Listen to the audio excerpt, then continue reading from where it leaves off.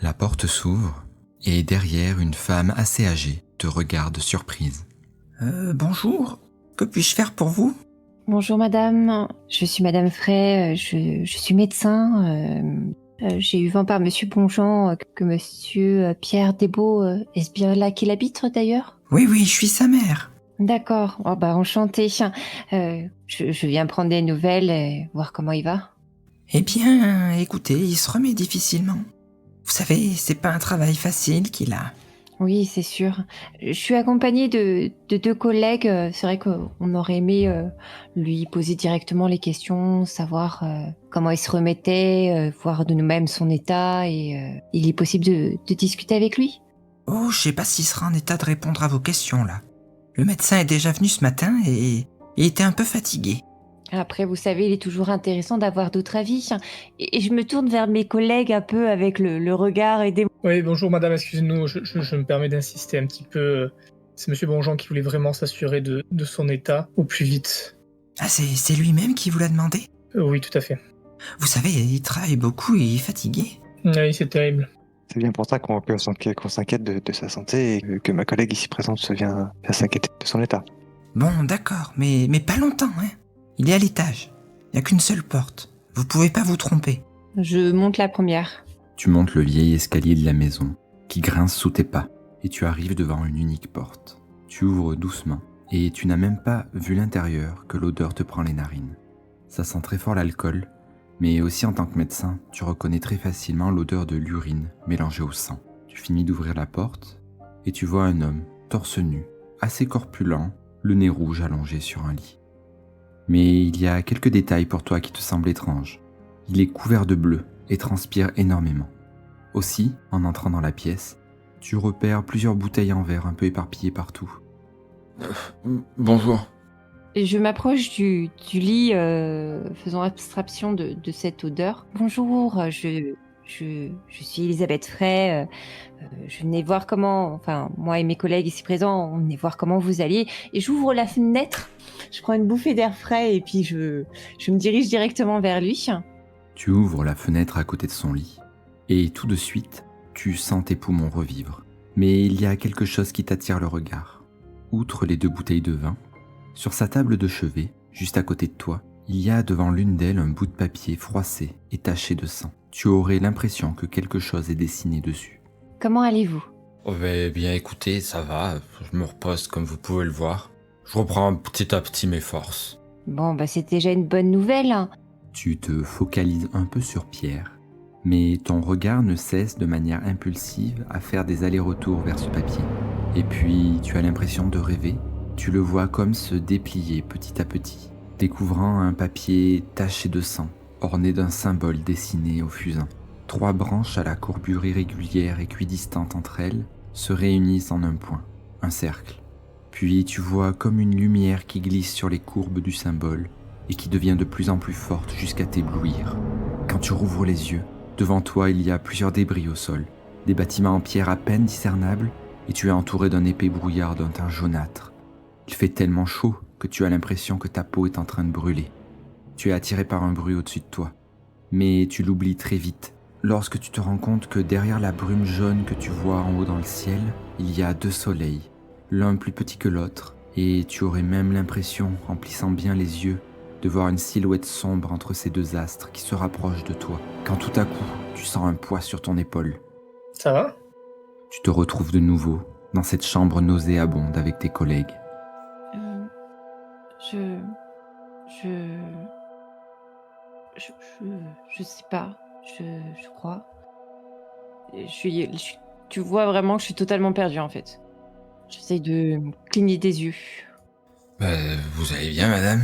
Oui, Peut-être sortir de cette pièce, des vapeurs pas très saines. Je dis ça doucement. je sais pas. D'habitude, ça me fait pas ça. Mais il faut lui parler et tu vois, je reste quand même confuse. Je la tire un peu vers la fenêtre, respirer à la fenêtre. L'air frais te fait le plus grand bien. Tu as l'impression que ta tête tourne un peu moins. Ok, je m'accroche au montant de cette fenêtre. Ça rend peut-être un peu fort pour rendre un peu plus concret et avoir un peu douleur de ce montant de fenêtre, quoi, essayer de me reconcentrer, et tout en étant quand même un peu perdue parce que j'ai déjà vu du sang, j'ai déjà vu des blessures et je perds pas forcément mes moyens et je suis confuse. Je crois qu'elle va pas bien.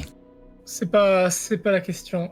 Je garde un œil sur Elisabeth et je demande du coup à Pierre. Ça fait combien de temps que vous êtes chez vous comme ça? Oh, une bonne semaine. Qu'est-ce qui vous est arrivé?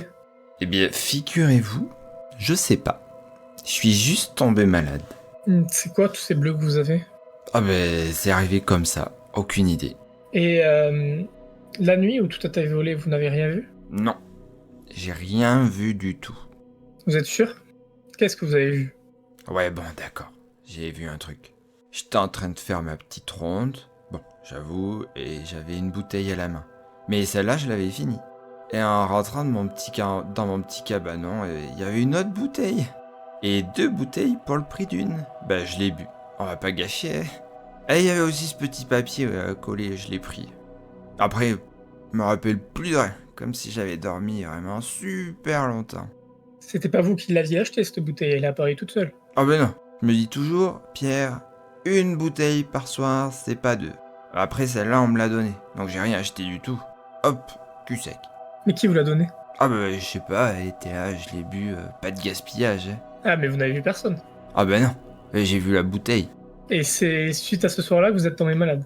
Alors, je sais pas si l'alcool peut rendre malade, mais c'est vrai que je me sentais pas bien. Elisabeth, tu commences à te sentir un peu mieux. L'air frais te fait du bien. Tu reprends un peu tes esprits. Et pendant que tu écoutes attentivement la conversation entre Jules et Pierre, un détail te marque. Les bleus sur le corps de Pierre ne te semblent pas naturels. Tu penserais plus à une réaction du corps contre une toxine. Sans doute a-t-il senti que tu le fixais, et il se tourne vers toi. Vous avez besoin de quelque chose? Non, je vous écoute, c'est tout. Et après, vous savez, je suis médecin, donc c'est naturel un peu dans mon métier de toujours, de regarder. Oui, d'ailleurs, vous êtes suivi par quel médecin? Je sais pas, c'est pas moi qui l'ai appelé. On m'a juste conseillé de réduire ma consommation d'alcool, mais ça, c'est des conneries. Cette fameuse bouteille qu'on vous a amenée, vous l'auriez pas gardée par hasard? Je l'ai finie et elle doit être quelque part dans la pièce avec toutes les autres. C'était quoi comme bouteille? Du vin blanc. Et puis j'ai trouvé ce papier, j'ai regardé, et puis après ça a tourné. Et je me suis dit là, j'ai peut-être un peu trop bu. Et quel papier? Vous avez dit une bouteille et un papier? Oui, celui sur ma table de nuit là. Et j'ai regardé et j'ai un peu toussé du vin rouge. Alors que je buvais du vin blanc. Et les mélanges, à mon avis, c'est pas bon. Moi je vous le dis. J'évite de regarder vers la tenue.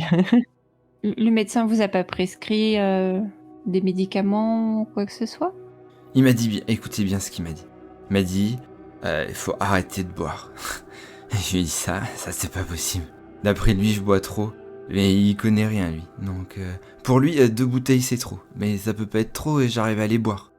Ça serait quoi, vous, votre prescription?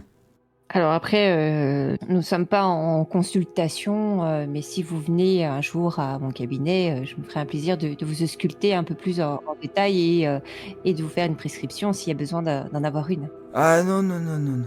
J'aime pas les médecins. Et avec tout le respect que je vous dois, madame, c'est des charlatans. Je me relève du lit et je fais quelques pas en arrière. Je pense que l'odeur d'alcool trop proche et mêlée d'autres odeurs commence un peu à me piquer les narines. Voilà, moi j'avais trouvé mon travail, mais c'est bon, c'est le destin, je peux pas aller travailler là. C'est qui vous avez embauché? Monsieur Bourgeon. Directement?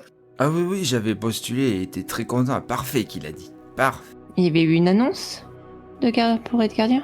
Ouais, c'est ma mère, son travail qui a entendu, qui cherchait un garde de nuit, je crois. Ah, mais que ne ferait pas une mère pour son fils? Ouais, ça je sais pas, vous voyez. Mais ce que je sais, c'est que je faisais un super bon boulot. J'ai jamais rien vu de gênant, parce que j'étais là. Et vous étiez tout le temps tout seul? Jamais personne vous tenait compagnie? Ouais, que moi qui gère toute la rue. Une grande rue, Ouais, vous avez vu? Bien sûr. Ouais, c'est une très grande rue, y a pas tout le monde qui peut garder cette rue. Ah, mais j'en doute pas. Vous y arriverez pas, vous. Chacun son métier. Ah ouais, c'est vrai. Ouais, elle a raison. Je hoche de la tête. Ah, on peut pas être parfait tout le temps, hein. Suffit un peu de temps et je rattaquerai le boulot. Là, vu votre état, vous pourrez plutôt penser à arrêter de boire. Hein. Oh, vous dites pareil que le médecin. C'est lui qui vous l'a dit Et non, c'est mon instinct là, monsieur. Votre instinct, ça existe pas l'instinct. Si l'alcool ça tuait, je serais déjà mort. Hein. En passant à côté de toi, Jules, je te dis doucement, ce papier, il faudrait peut-être le détruire. Enfin, celui qui parle sans le regarder, je sais pas, j'ai un mauvais pressentiment. Le voir dans cet état-là et qu'il a gardé. Enfin, son histoire est bizarre et il est dans le doute. Enfin, peut-être détruire ce papier. Je t'avouerai que je me sens pas assez en forme pour le regarder une nouvelle fois. Détruire le papier? Non, à la limite, il faut l'emporter pour l'étudier, mais pourquoi tu veux le détruire? Je crois que c'est à cause de ça que je me suis sentie pas bien. Tu sais, les odeurs, enfin, ça me connaît. Et là, Et comment tu voudrais qu'un papier... Je suis vraiment bas. Écoute, je vais essayer de le récupérer. Je m'approche de la table de nuit et je prends le papier. Jules, tu t'avances pour prendre le papier dans tes mains et lorsque tu t'en saisis, tu peux à peine observer des bouts du cygne qu'il y a à l'intérieur. Tu vois 2 branches et la moitié d'un cercle froissé. Lorsque tu lèves la tête vers Pierre, pendant une fraction de seconde, tu le vois, le visage charcuté, comme si des lambeaux de peau lui avaient été arrachés, les yeux rouges sang, il te sourit et du sang coule de sa bouche entre ses dents. Puis tout revient à la normale. Tu revois l'homme que vous étiez venu interroger, le nez rouge, assis dans son lit. Ça va? Je regarde avec de grands yeux. Je glisse le papier dans ma poche. Et je dis, faut que je sorte d'ici. Je sors. Tu ouvres précipitamment la porte de la chambre et au même moment, tu bouscules la mère de Pierre qui était montée vous amener du thé. Les tasses s'éclatent au sol. Je suis désolé, pardon. Je me sens pas très bien, excusez-moi. Et tu sors d'un pas pressé de la maison. Moi, je me dirige vers la mère pour lui donner un coup de main avec ses tasses quand même. on va vous laisser vous reposer, mais je repasserai quand même. Même si vous souhaitez pas venir à mon cabinet, je pense qu'il est important que vous vous soigniez et on verra s'il y a besoin que je vous prescrive quelque chose. Ah bah, oui, repassez quand vous voulez, hein. Bah, au revoir, du coup. Hein. Après, quand je reprendrai le travail, vous pourrez me voir là-bas, hein. Vous verrez, je fais ça très bien. Bien sûr, avec plaisir. Prenez soin de vous. Elisabeth, tu sors, pendant que Reynald, toi, tu finis d'aider la mère de l'homme que vous venez d'interroger. Vous la remerciez et vous partez rejoindre Jules, qui s'est un peu isolé sous un abri. Il est maintenant 17h. Le temps s'est comme dilaté. Vous n'avez pas l'impression d'y être resté aussi longtemps. Ça va, Jules? Ouais, ça va. Ouais, je me suis senti bizarre. T'avais pas l'air bien. T'as raison, Elisabeth, c'est après avoir touché le papier, je me dis que... il nous a parlé qu'il avait craché du sang dessus, qu'il a peut-être été empoisonné. Peut-être je me dis, du coup, il y a du poison dessus. Oui, je le pense qu'il a été empoisonné. Après, je pense que ce papier est vraiment... Enfin, moi, j'y ai pas touché, je l'ai juste regardé, le papier. Ah bon? Ça te dit quelque chose qu'il y avait dessus? Alors, ce que j'en ai retenu, c'était un rond avec 3 éclairs. C'est la première fois que je voyais ça. Je sais pas si ça vous dit quelque chose. Ça me disait rien non plus. Mais je l'ai pris dans ma poche. Si à chaque fois qu'on regarde le papier, on se met à être mal, faudrait pas devenir comme ce Pierre. Mais je vois pas... Je sais pas, c'était peut-être les vapeurs de la chambre, c'était quelque chose. Je vois pas comment le papier aurait pu nous faire ça. Enfin, rien qu'en le regardant. Je vous avoue que j'ose pas le regarder, du coup. Non, vaut mieux pas. Je serais même plus d'avis de le détruire. Vous voulez pas qu'on le mette avec pièce à conviction de l'affaire? À ce moment-là, en le pliant, sans le regarder, il faudra le préciser dessus. C'est un coup à se faire plus de mal qu'autre chose. Je verrai, ça pourra peut-être nous servir. C'est quand même la seule piste qu'on a pour le moment. J'aimerais juste faire un petit point. Qu'est-ce que vous pensez qu'il faudrait qu'on aille voir ensuite, qu'on interroge, quand demain on se retrouvera? Moi, j'avais proposé de passer une nuit quand même dans la rue pour voir ce qui se passe. C'est vrai que c'est pas bête. Ouais, après moi je dois le signaler quand même pour l'empoisonnement, voir si mes confrères peuvent pas vraiment passer et donner un remède approprié pour qu'il soit traité. Et après faire le point, faudrait étudier un peu plus tout ce qu'on a pour mettre à plat et faire des liens. Après les événements s'enchaînent assez vite, donc il faudrait peut-être avoir aussi un peu le plan de quels autres chantiers vont débuter, à quel endroit. Moi, ce que je vous propose, c'est du coup, peut-être Elisabeth, tu peux aller signaler, et puis on se retrouve à l'agence en début de soirée, on fera le point et on pourra partir passer une soirée dans la rue 29 novembre. Et ben on se rejoint avec nos casse-croûtes respectifs à l'agence. Parfait. Vous vous séparez, et sur le chemin du retour, vos pensées se tournent vers tout ce qui vient de se passer aujourd'hui. Reynald et Jules, Le fait qu'un gardien se soit fait empoisonner vous inquiète un peu. Jules, tu penses avant tout à la sécurité de tes collègues et amis, et tu te demandes si la route sera semée davantage de dangers. Quant à toi, Elisabeth, les seules pensées qui te viennent à l'esprit sont celles de ce symbole, ce signe que tu as vu gribouiller sur ce bout de papier. Te remet à penser à ces 2 soleils s'élevant haut dans le ciel. Les proportions de ce chantier vous semblent à chacun immenses. Tellement de pistes et de questions qui vous viennent en tête, mais peut-être obtiendrez-vous des réponses ce soir en allant de vous-même dans la rue du 22 novembre. Vous venez d'écouter notre podcast sur la ville en jaune. On espère que cela vous plaît. N'hésitez pas à faire vos retours dans les commentaires et on y répondra avec plaisir. Vous pouvez aussi nous retrouver sur différents sites de podcast et aussi sur le serveur Discord du Grills Biz Nexus, un serveur JDR où vous pouvez trouver des parties comme des conseils. Merci pour votre écoute et à la prochaine.